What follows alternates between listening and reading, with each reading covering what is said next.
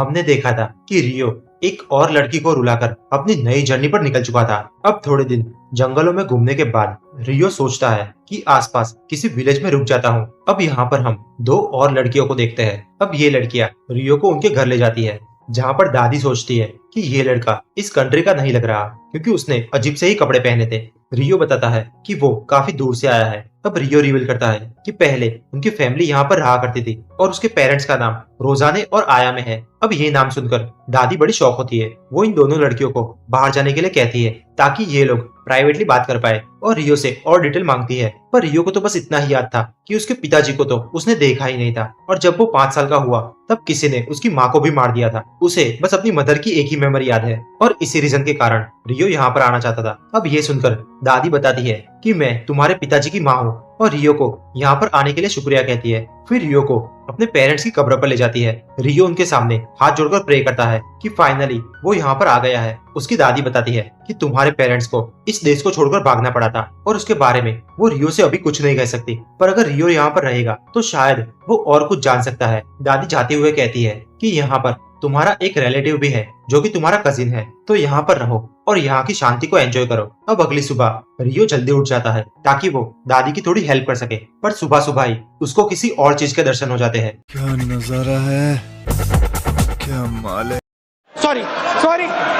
एक तरफ सायो अपने भाई सिन के साथ वहाँ आती है। सिन सोच रहा था कि ये बंदा मेरी बहन को भी फंसा लेगा, पर बाद में इन दोनों में अच्छी दोस्ती हो जाती है। अब खाना खाने के बाद दादी शिन से कहती है कि रियो को कहीं घुमा के लाओ, तो शिन चैलेंज करता है कि चलो पहले बाहर कौन पहुंचता है। अब जैसे ही ये लोग निकलते हैं, रियो की कजिन रोरी कहती है कि इन दोनों के बीच काफी मजेदार नोकझोंक होने वाली है। अब जंगल के अंदर हम देखते हैं कि रियो ने एक पक्षी को मार भी गिराया था, जिसे देखकर सिन सोचता है कि उसे काफी तगड़ी कंपटीशन मिलने वाली है। पर रियो ये सब नहीं सोच रहा था, और फिर ये दोनों काफी मजे से हंटिंग करने लगते हैं। अब रियो की बॉडी में काफी धूल मिट्टी लग गई थी, तो वो अपने मैजिक की मदद से वहाँ पर एक बाथरूम बनाता है, और जब वो नहा रहा होता है तो लड़कियां उसे देखने लगती है।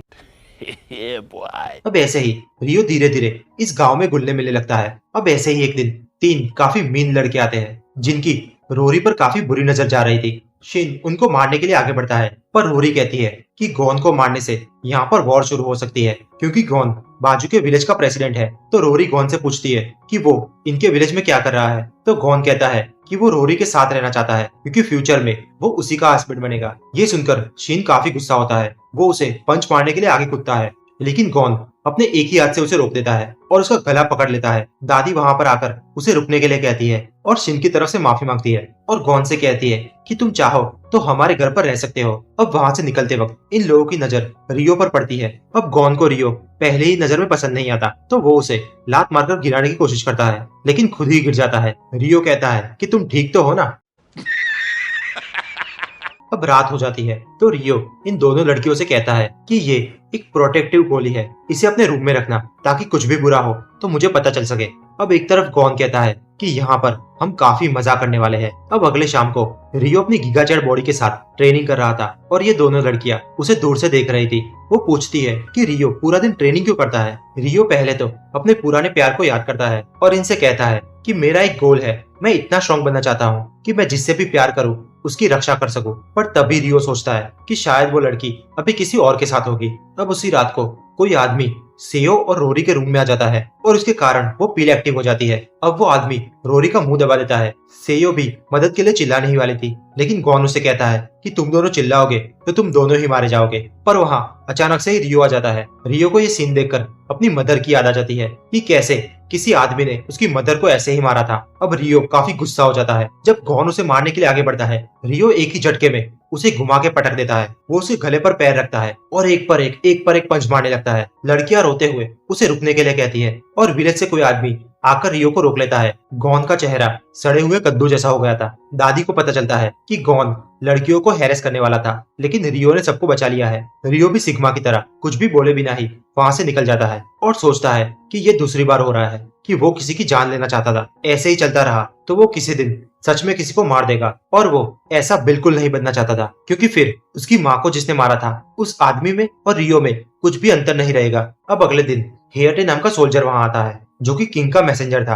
वो विलेज से टैक्स लेता है और गॉन को भी कैदी बनाकर ले जाता है। अब दादी उसे लेटर देकर कहती है कि ये लेटर महल में किसी खास आदमी को पहुंचाना है। अब थोड़े दिनों बाद गोन को जेल में भेज दिया जाता है। रियो सायो के साथ टाउन में घूम रहा था, जहाँ पर एक व्यापारी रियो को कहता है कि अपनी गर्लफ्रेंड के लिए कोई अच्छी सी गिफ्ट खरीद लो, पर सायो कहती है कि ऐसा कुछ भी नहीं है, ये दोनों तो बस दोस्त है। पर ये व्यापारी कहती है कि तुम दोनों की जोड़ी काफी अच्छी लग रही है, तो तुम्हें एक दूसरे को कुछ तो देना ही चाहिए। रियो पूछता है कि क्या सेयो को कुछ भी यहाँ से चाहिए, तो व्यापारी कहती है कि इतने हैंडसम लड़के को भला कौन मना कर सकता है। रियो भी उस व्यापारी को अपनी तारीफ के लिए शुक्रिया कहता है। अब सेयो वहाँ से एक क्यूट फ्लावर बन उठाती है और अपने बालों में लगाती है। रियो कहता है कि तुम काफी सुंदर लग रही हो।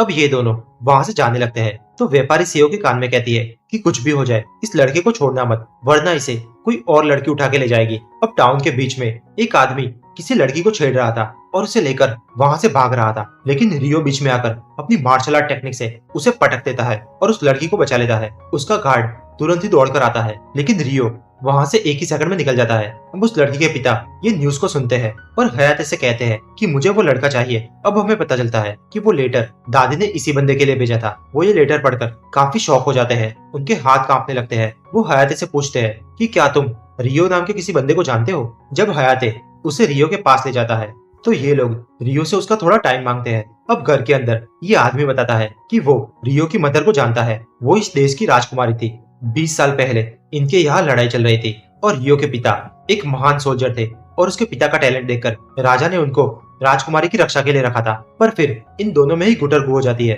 अब जब वॉर रोकने पर शांति की बात आती है, तो सामने वाला देश कहता है कि रियो के पिताजी को मारा जाए और उसकी मदर, जो कि वहाँ की प्रिंसेस थी, उसकी शादी सामने वाले राज्य से हो जाए। तो इसी के कारण रियो के मदर फादर दोनों ही देश छोड़कर भाग गए थे और राजा भी कुछ नहीं कर पाए थे।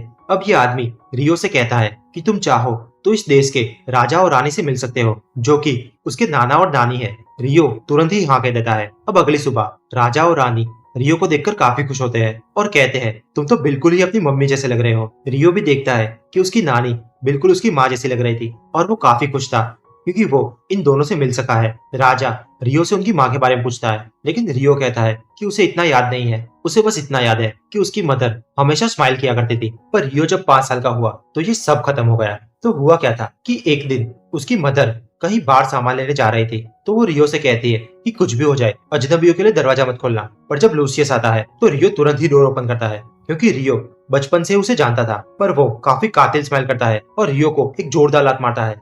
ये बंदा इंसान के रूप में एक सांप था, क्योंकि वो उसके फादर का ही फ्रेंड था और उसके फादर की मौत के बाद लूसियस के इरादे बदल गए थे। अब उसकी मदर वहां पर आ जाती है, तो लूसियस तुरंत ही उसकी मदर को पकड़ लेता है। रियो को बस यही आखिरी पल याद है। उसके बाद रियो कचरे में रहने लगा था और अब वो उस लूसियस से बदला लेना चाहता है। रियो को पता है कि बदला लेने से उसकी मदर वापस नहीं आएगी, लेकिन फिर भी रियो उस आदमी की जान लेना चाहता है। राजा कहते हैं कि मैं तुम्हारी दुविधा समझता हूँ, लेकिन मैं चाहता हूँ कि उससे पहले तुम गोकी से मिलो। ये बंदा हमारा सबसे स्ट्रॉन्गेस्ट वॉरियर है, तुम इसके साथ रहकर थोड़ी सी ट्रेनिंग क्यों नहीं कर लेते।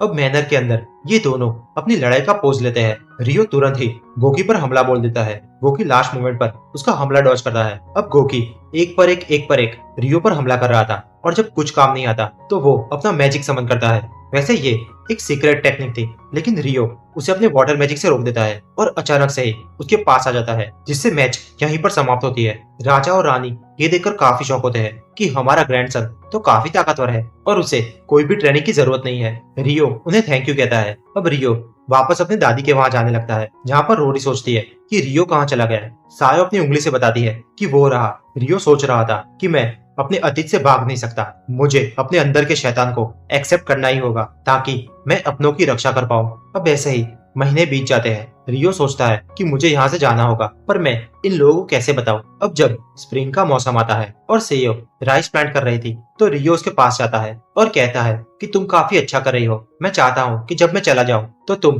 बाकियों को भी सिखाओ। अब ये सुनकर सेयो काफी शौक होती है। वो कहती है क्या मतलब कि चला जाऊं। तो रियो कहता है कि वो जल्द ही इस विलेज को छोड़कर जाने वाला है और शायद वो कभी भी वापस नहीं आएगा। ये सुनकर सेयो की आंखों से आंसू आ जाते हैं। भाई ये बंदा कितनी लड़कियों को रुलाएगा। अब उस दिन का काम खत्म कर शेयो अपने घर जाती है। शिन अपनी बहन को रोते हुए देखता है और कहता है कि क्या रियो ने तुमको रुलाया, लेकिन सेयो कहती है कि नहीं, रियो की कोई गलती नहीं है, पर वो इसलिए दुखी है कि रियो यहाँ से जाने वाला है। तो शिन उसे कुछ गिफ्ट देकर चीयर अप करने की कोशिश करता है, पर सेयो के दिमाग में तो बस यही चल रहा था कि वो कैसे ताकतवर बने ताकि वो रियो के साथ जा सके। अब दिन में वो खेती करती थी और रात में वो अपनी तलवार के साथ ट्रेनिंग करती थी ताकि वो थोड़ी सी ताकतवर बन सके।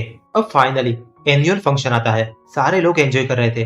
तभी सेयो रियो से कहती है कि वो अकेले में उससे बात करना चाहती है। वो उसे बताती है कि वो रियो के बारे में कैसा फील करती है और कहती है कि वो उसे बहुत प्यार करती है, जिससे रियो थोड़ा हैरान होता है और तुरंत ही माफी मांगता है और कहता है कि मैं ऐसा फील नहीं करता, पर वैसे भी वो एक गांव छोड़कर जाने वाला है। अब सेयो रोकर कहती है कि प्लीज मुझे साथ ले जाओ, और रियो को बताती है कि वो पिछले 6 मंथ से लगातार ट्रेनिंग कर रही है। वो कई महीनों से सोई नहीं है। वो धीरे धीरे ताकतवर बनने की कोशिश कर रही है ताकि रियो उसे अपने साथ ले जाए। वो रियो के सामने झुक जाती है और कहती है कि तुम जो चाहो मैं वो करूंगी, पर रियो कहता है कि आई एम सॉरी, तुम अभी भी काफी कमजोर हो।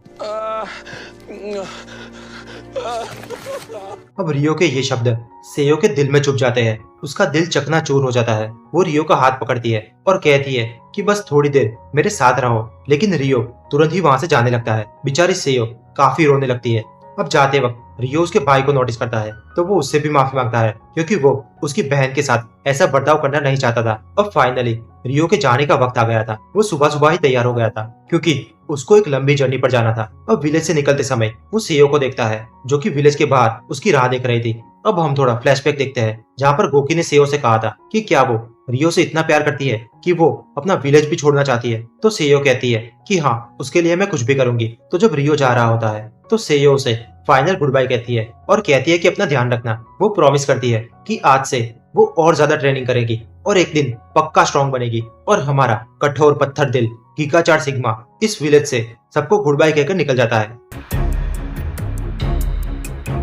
अब साल आता है 999 और रियो पहुंच जाता है वापस उस बड़े से पेड़ के पास। लतीफा उसे देखकर तुरंत गले लगा देती है। अब खाना खाते समय वो इन लोगों को अपनी जर्नी के बारे में बताता है और अपने बारे में जो भी सीखा वो सारा कुछ बताता है। अब एडर पूछते हैं कि इस बार तुम कितने दिनों तक रहने वाले हो। तो रियो कहता है कि बस 4 मिनट ही रुकूंगा, वरना ये आर्क बोरिंग हो जाएगा। तो चलिए इसे इंटरेस्टिंग बनाते हैं। चलो भाई, देखो अब मैं क्या करता हूँ। अगले दिन रियो उठता है तो उसके पास एक लड़की लेटी हुई थी। बाकी लड़कियां पूछती है कि ये कौन है। तो रियो कहता है कि मुझे भी नहीं पता। लतीफा पूछती है कि ये बिना कपड़ों के तुम्हारे बिस्तर में क्या कर रही है। रियो को तो कुछ पता ही नहीं था, तो वो उस लड़की से पूछता है। वो लड़की बताती है कि वो एक आत्मा है जिसने हारुतो की बॉडी के साथ एक सौदा किया है और उसे बाकी का कुछ भी याद नहीं है। उसे ये भी याद नहीं है कि वो रियो को कैसे जानती है और उसे अपना भी नाम नहीं पता था। वो रियो से कहती है कि आप मुझे कोई नाम दीजिए, क्योंकि मैं बस इस दुनिया में आपके लिए ही हूँ। और रियो को हारुतो कहकर पुकारती है। बीस्ट गर्ल पूछती है कि ये लड़की तुम्हें हारुतो क्यों कह रही है। तो रियो कहता है कि पता नहीं, ये लड़की मुझे पागल लग रही है। और उस लड़की से कहता है कि मेरा नाम तो रियो है। पर फिर वो लड़की रियो से दिमाग से ही बात करने लगती है। वो उसे मन से ही कहती है कि उसे रियो के बारे में सब पता है। वो पिछले जन्म में क्या था, क्यों था और यहाँ पर क्यों आया है। अब बीस्ट गर्ल कहती है कि इसे लेडी ड्रायस को मिलाओ। तो रियो उसे चलने के लिए कहता है, लेकिन जब ये लड़की खड़ी होती है तो रियो काफी शॉक हो जाता है। अब ये लड़की अपनी मैजिकल एबिलिटी से अपने लिए कपड़े बनाती है। अब रियो को उसे देखकर अपने पास्ट लाइफ की गर्लफ्रेंड याद आती है। रियो उसका नाम एशिया रखता है क्योंकि उसे देखकर रियो को जापान की याद आ गई थी। लतीफा कहती है तो फिर ये आज से मेरी बहन हुई। अब अगले दिन ये लोग लेडी ड्रायस से मिलते हैं। उसे भी शॉकिंग लगता है कि एशिया अपनी सारी मेमोरीज भूल गई है। तो वो उससे पूछती है कि तुम किस प्रकार का मैजिक कर सकती हो। तो एशिया कहती है कि मुझे तो सारे प्रकार का आता है और वो सारे एलिमेंट को कंट्रोल कर सकती है। अब ये सुनकर विलेज के एल्डर्स के साथ साथ सारे लोग हैरान हो जाते हैं। अब उसकी एबिलिटी चेक करने के लिए ये लोग बाहर आ जाते हैं। रियो एक पत्थर फेंक के मैच की शुरुआत करता है और तुरंत ही एशिया रियो पर हमला करना स्टार्ट करती है। उसकी किक्स रियो की टेक्निक से मैच खा रही थी। ऐसा लग रहा था कि वो भी मार्शल आर्ट में एक्सपर्ट है। वो रियो की सारी मूवमेंट कॉपी कर रही थी। तो रियो थोड़ा पीछे हट जाता है। वो हवा में लड़ने की कोशिश करता है, लेकिन एशिया उसे एक जोरदार किक मारती है जिससे रियो के हाथ की हड्डियां हिल जाती है। अब रियो जमीन पर आकर उस पर आइस एरो छोड़ता है, पर एशिया गायब होकर अचानक से उसके पीछे आ जाती है और उसके आइस एरो को कॉपी करके उस पर ही छोड़ती है। रियो जो भी करता था एशिया सामने उसकी कॉपी कर देती थी। तो रियो एक बड़ा सा तूफान क्रिएट करता है जिसके सामने एशिया भी एक बड़ा सा तूफान क्रिएट करती है। अब लेडी ड्रायस सोचती है कि ऐसा ही चलता रहा तो पूरा विलेज बर्बाद हो जाएगा, तो वो इस मैच को रोक देती है। अब इन लोगों को विश्वास था कि एशिया सच में काफी पावरफुल है। लेडी ड्रायस कहती है कि फिर भी मैं एशिया को पावर कंट्रोल करना सिखाना चाहती हूँ। अब सारे लोग एशिया के लिए एक पार्टी रखते हैं और एशिया धीरे धीरे यहाँ मैजिक सीखने लगती है। अब थोड़ी देर बाद ये भटका सबको एक घर बताता है जो कि उसने एक पत्थर में बनाया था। वहाँ पर रियो कहता है कि लेकिन मैं तो यहाँ से जाने वाला हूँ। लतीफा बेचारी ये सुनकर वापस दुखी हो जाती है। अब जब सारी लड़कियां चली जाती है तो एक बिशकल रियो से पूछती है कि रियो थोड़ा समय उसकी बहन के साथ बिताए। तो रियो कहता है कि ठीक है, आ जाओ बाथटब में। अब लतीफा वहाँ पर आती है और रियो से पूछती है कि एशिया तुम्हें हारुतो कहकर क्यों बुलाती है। रियो उसे कहता है कि तुमसे क्या छुपाना, मेरी पास्ट लाइफ का नाम हारुतो था। ये सुनकर लतीफा काफी खुश होती है। वो कहती है कि मैं हर बार स्कूल बस में तुम्हारे सामने बैठती थी और सोचती थी कि काश तुम्हारे जैसा मेरा भाई होता। रियो कहता है तो उस दिन बस क्रश के दौरान भी तुम मेरे साथ थी, है ना? पर लतीफा कहती है कि अच्छा ही हुआ, वरना मैं इस दुनिया में नहीं आ पाती। रियो भी उसे प्रॉमिस करता है कि वो वापस जरूर आएगा जब उसका सारा काम खत्म हो जाएगा। अब लतीफा कहती है कि चलो मैं तुम्हें नहला देती हूँ। अब अगली सुबह रियो यहाँ से निकलने वाला होता है तो एल्डर्स उसे कुछ गिफ्ट्स देते हैं। उनमें से एक उसे एक कंपास देता है जिसकी मदद से रियो कभी भी यहाँ पर आ सकता है, और दूसरा एल्डर उसे एक डिवाइस देता है जिसकी मदद से रियो अपना हेयर कलर चेंज कर सकता है। तो किसी दिन उसे अपनी आइडेंटिटी बदलनी हो तो वो बदल सकता है। अब जाने से पहले रियो लड़कियों से कहता है कि लतीफा का ध्यान रखना, और एशिया के साथ हवा में उड़ जाता है। वो एशिया से कहता है कि हम लोग सिलिया से मिलने जा रहे हैं क्योंकि उससे पार्ट 1 के बाद कोई बात ही नहीं हुई है। अब कैपिटल में हम देखते हैं कि सेलिया उस लेटर को देख रही थी जो कि रियो ने भेजा था और सोच रही थी कि काश मैं रियो से एक बार बात कर पाऊं। पर वहाँ पर चार्ल्स आ जाता है और कहता है तो क्या तुम उस रात के लिए तैयार हो जहाँ पर हम दोनों का मिलन होगा। अब दूसरी तरफ हम देखते हैं कि रियो कैपिटल में आ चुका है और वो उस डिवाइस को एक्टिव करता है जिसकी मदद से उसके हेयर कलर चेंज हो जाते हैं। अब रात में वो स्कूल में जाता है जहाँ पर वो पढ़ा करता था और बेसमेंट में जाता है ताकि वो सिलिया से मिल सके। उसे सारी मेमोरीज याद आती है जो उसने सिलिया के साथ बिताई थी। लेकिन जब वो दरवाजा खोलता है तो देखता है कि यहाँ पर सब गायब है। वो सोचता है कि सिलिया को क्या हुआ होगा। अब बाजू वाले प्रोफेसर के रूम में एशिया जाती है और उस प्रोफेसर को हिप्नोटाइज करती है। रियो वहाँ पर आता है और उसे सेलिया के बारे में पूछता है तो प्रोफेसर कहते हैं कि वो अभी रॉयल पैलेस में है और कल उसकी शादी होने वाली है, और उसकी जिससे शादी होने वाली है वो है लॉर्ड चार्ल्स। ये वही आदमी था जिसने रियो को टॉर्चर किया था। अब हुआ क्या था कि इस किंगडम के बीच में एक वॉर हो गई थी और प्रॉक्सी एम्पायर ने हमें काफी बुरी तरह से हराया था। अब ड्यूक आर्बर्ट का जो हाउस था उन्होंने बड़ी मुश्किल से एक सौदा किया जिससे राज्य में शांति बनी रहे, और उस हाउस का हेड लॉर्ड चार्ल्स है।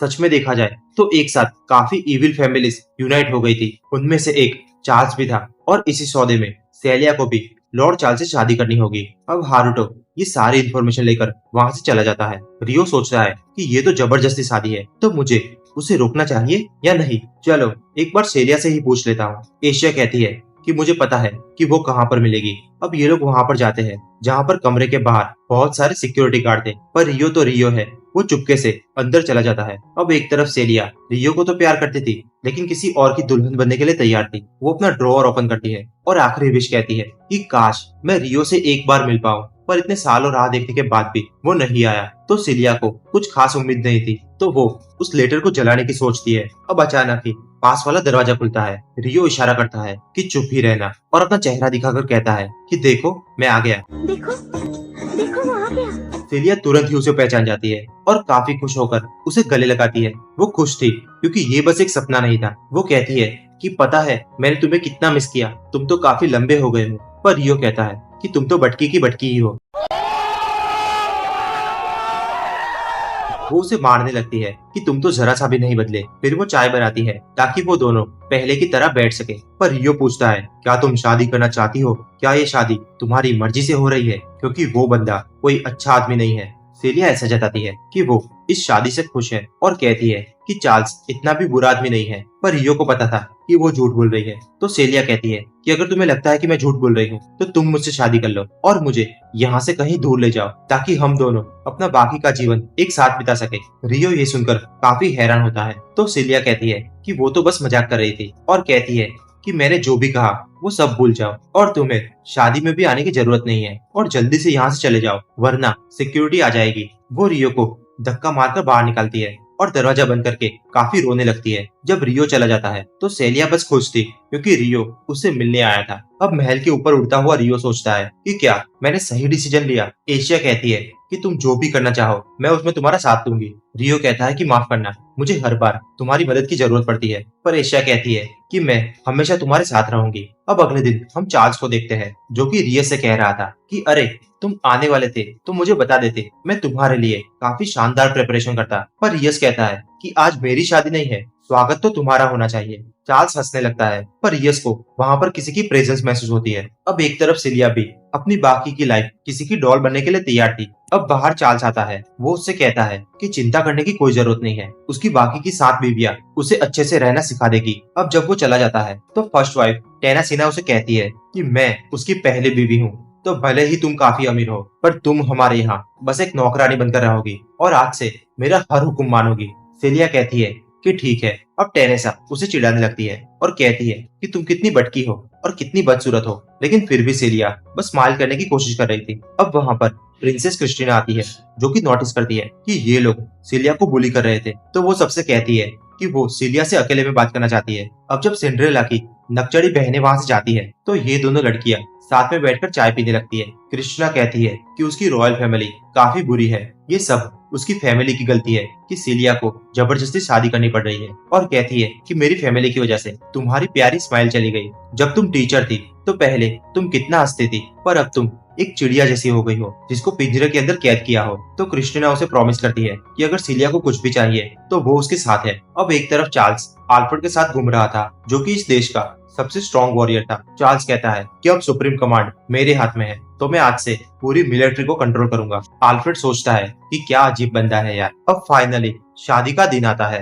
पूरी कंट्री में बस आनंद ही आनंद था, पर एक पर्सन के चेहरे में आज उदासी छाई थी और वो आज हंस नहीं रही थी। चार्ल्स कहता है कि मुझे आज रात का बड़ी बेसब्री से इंतजार है, और ये सब उसका पहले से ही प्लान था कि एक दिन वो इस किंगडम पे राज करेगा। अब ये लोग रियो के सामने से गुजर रहे थे। एशिया नोटिस करती है कि रियो को आज पूरे नेशन से लड़ना है, लेकिन फिर भी वो काफी शांत है। पर रियो कहता है कि ये सब एशिया के सपोर्ट की वजह से हो रहा है। अब जब सेलिया उन लोगों के सामने आती है तो एशिया अपने माइंड की मदद से डायरेक्ट सेलिया से बात करती है। वो सेलिया से कहती है कि तुम शांत रहना, रियो तुम्हें क्राउड से देख रहा है। अब रियो को देखकर सेलिया काफी खुश होती है और कब से जो आंसू उसने छुपा के रखे थे वो बाहर आ जाते हैं। अब चार्ल्स कहता है कि क्या हो गया, क्यों रो रही हो, पर सेलिया कहती है कि कुछ नहीं, मैं काफी खुश हूँ क्योंकि आज हमारी शादी हो रही है। अब जब वो पीछे देखती है तो रियो वहां से जा चुका था। वो सोचती है कि मैंने सपना देखा क्या रियो सच में आया था? क्या मैं हमेशा इस इंसान की गुड़िया बनकर रहोगी? अब जैसे ही वो चार्ल्स का हाथ पकड़ने वाली थी कि तभी रियो वहां पर भागते हुए आता है। वो एक के बाद एक सारे सिक्योरिटी गार्ड को नॉक करते जा रहा था। जब पूरी मिलिट्री उसके सामने आ जाती है तो रियो अपने विंड मैजिक की मदद से सबको बीच में से हटा देता है। जादूगर अपनी मैजिक एबिलिटी से रियो पर हमला करना स्टार्ट करते हैं, लेकिन रियो उसे काफी आराम से डॉज कर रहा था और सबके बीच में से निकल रहा था।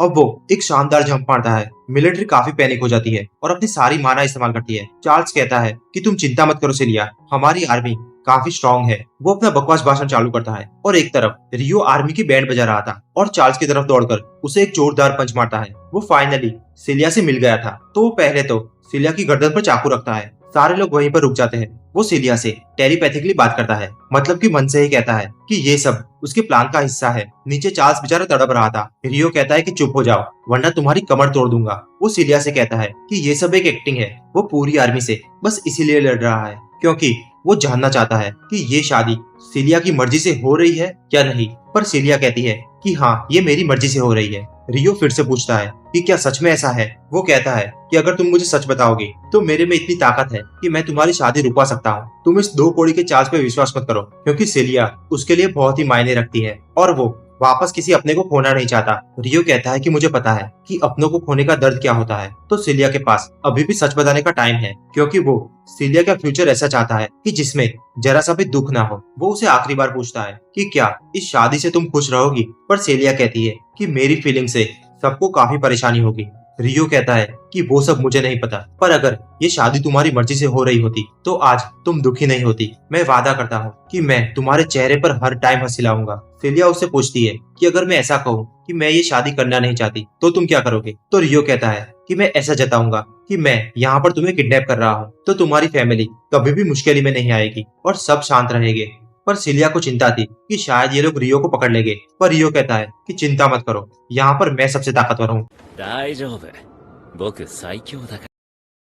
अब ये सुनकर सिलिया कहती है कि हाँ, मुझे यहाँ से ले जाओ। रियो बस यही सुनना चाहता था। वो चिल्ला के कहता है कि मैं इस लड़की को उठा के ले जा रहा हूँ, अगर किसी में भी दम है तो मुझे रोक कर दिखाओ। वो सिलिया को जोर से पकड़ता है और जंप मारकर निकल जाता है। सिलिया के पिता काफी चिंतित थे, तो सिलिया स्माइल करती है, जिससे उसके पिता समझ जाए कि वो अब ठीक रहेगी। चार्ल्स मिलिट्री को ऑर्डर देता है कि उसे खत्म करो, पर रियो जंप करके वहां से निकल जाता है। आल्फ्रेड कहता है कि मुझे तो पता था कि ऐसा कुछ होने वाला है, तुम काफी बुद्धू हो।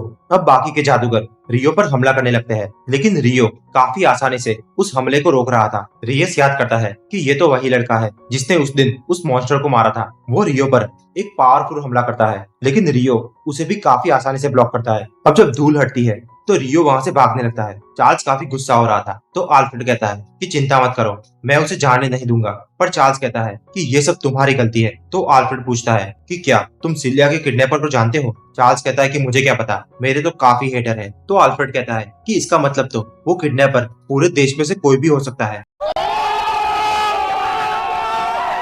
चार्ल्स गुस्सा होता है और कहता है कि वो सब मुझे नहीं पता। रियस सोचता है कि क्या उस किडनैपर को पकड़ा जाए, क्योंकि मुझे पता है कि ये वही लड़का है। एक तरफ रियो घर की छतों पर से भाग रहा था और सिलिया से कहता है कि पीछे जो गरुड़ है उससे भागने के लिए मुझे और तेज जाना होगा। सिलिया कहती है कि ठीक है, तुम तेज जा सकते हो। अब आगे रियो सिलिया को एशिया को दे देता है और कहता है कि मैं आर्मी को डिस्ट्रैक्ट करता हूँ, तुम एशिया के साथ यहाँ से चली जाओ। अब जब रियो भागता है तो सोल्जर नोटिस करता है कि सिलिया उसके साथ नहीं है, तो वो एक फ्लैट छोड़ता है जिसमें लिखा था कि पूरी सिटी को चारों तरफ से घेर लिया जाए। लेकिन उनको क्या पता कि ये भी रियो का ही प्लान था। अब मेजिस वापस उस पर हमला करने लगते हैं, पर रियो सबको डॉज कर लेता है क्योंकि वो एक बिल्डिंग से दूसरी बिल्डिंग पे जा रहा था। नीचे सोल्जर्स सिलिया के पीछे जा रहे थे, तो रियो उन पर हमला बोल देता है। एक तरफ से आर्मी और एक तरफ से जादूगर रियो पर हमला कर रहे थे। रियो अकेला ही सबको हराता है, पर तब भी वहाँ पर आल्फ्रेड आता है। रियो को पता था कि ये बंदा कोई मामूली चीज नहीं है। आल्फ्रेड सबसे कहता है कि चले जाओ, मैं अकेला ही इसको संभालूंगा, और तुरंत ही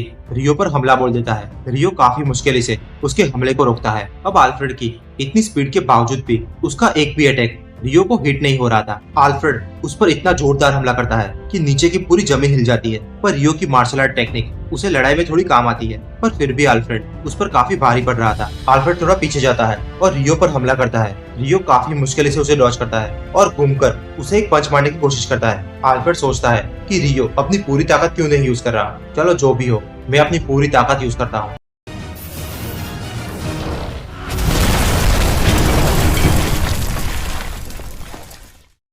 अब हम देखते हैं कि रियो पूरा खाक में मिल गया था, पर आल्फ्रेड को लगता है कि शायद उसका हमला रियो को लगा ही नहीं है और शायद वो यहाँ से भाग गया है। तो वो बाकी के सोल्जर्स को आसपास का एरिया चेक करने के लिए कहता है। अब एक तरफ सेलिया को उसकी काफी चिंता थी। अब वहाँ पर रियो आ जाता है। सेलिया उसे देखकर उसकी ओर भागने लगती है, लेकिन ट्रिप होकर उस पर गिर जाती है। तो रियो कहता है कि वैसे तो मैं नहीं मरूंगा, लेकिन तुम्हारी टक्कर से जरूर मर जाऊंगा। सेलिया काफी खुश थी क्योंकि वो अब अपनी पूरी जिंदगी रियो के साथ रह सकती है। पर अचानक से ही आसपास एक मैजिकल बीम निकलती है जो कि अलग अलग कलर की काफी सारी थी। एशिया समझ जाती है कि उसके जाने का टाइम आ गया है। वो रियो से कहती है कि इस दुनिया में और 3 लोग री इनकारनेट होकर आए हैं। वो लड़की नोटिस करती है कि उसकी सेलफोन में अब सिग्नल नहीं है और अचानक से ही उसके पीछे एक जायंट आ जाता है। वो इन तीनों को पकड़कर बंदी बना लेता है ताकि बाद में उसे बेच सके। अब रियो वहाँ पर आता है और व्यापारी से पूछता है कि क्या आपने ऐसा कोई डिवाइस देखा है, पर व्यापारी झूठ कहता है कि नहीं, मैंने तो नहीं देखा। पर रियो वहाँ पर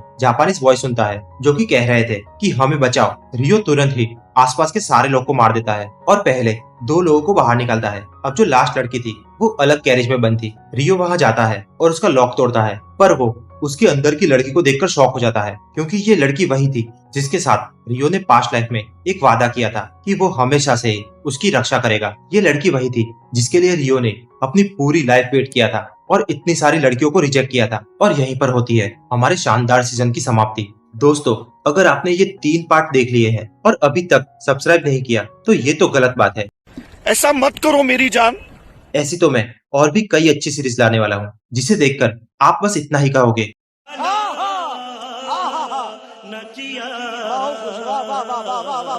तो अगर आपको ये सीरीज पसंद आई है तो एक लाइक तो बनता है और सब्सक्राइब करना तो मत ही भूलना। चलो मिलते हैं अगले वीडियो में। Bye bye bye bye bye bye.